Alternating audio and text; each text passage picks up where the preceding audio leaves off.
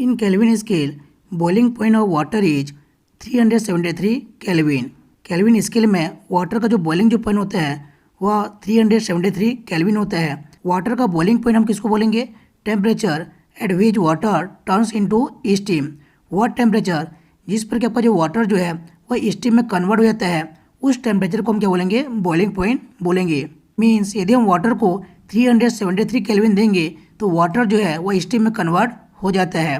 And freezing point of water is 273 kelvin. और kelvin scale में water का जो फ्रीजिंग जो पॉइंट होता है वो आपका होगा 273 केल्विन होगा।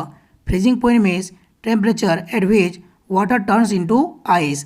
वह टेम्परेचर जिस पर कि आपका जो वाटर जो है वह आइस में कन्वर्ट हो जाता है, उस टेम्परेचर को हम क्या बोलेंगे? फ्रीजिंग पॉइंट बोलेंगे। मीन्स यदि हम वाटर को 273 केल्विन देंगे तो वाटर जो है वह आइस में कन्वर्ट हो जाता है।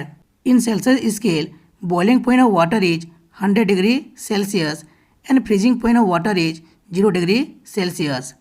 सेल्सियस स्केल में वाटर का जो बॉइलिंग जो पॉइंट है वो 100 डिग्री सेल्सियस होगा और फ्रीजिंग जो पॉइंट होगा वो 0 डिग्री सेल्सियस होगा।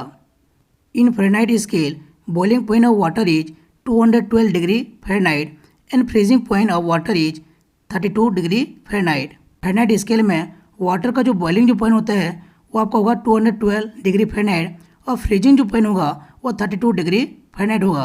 जैसे कि आप डायग्राम में देख सकते हैं, केल्विन स्केल में वाटर का जो बॉइलिंग जो पॉइंट होगा वह 373 केल्विन होगा और फ्रीजिंग जो पॉइंट होगा वो आपका होगा 273 केल्विन होगा।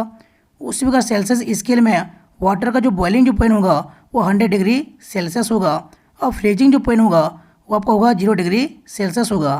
फ़ारेनहाइट स्केल में वाटर का जो बॉइलिंग जो पॉइंट होगा वो होगा 212 डिग्री फ़ारेनहाइट और फ्रीजिंग जो पॉइंट होगा वो होगा 32 डिग्री फ़ारेनहाइट।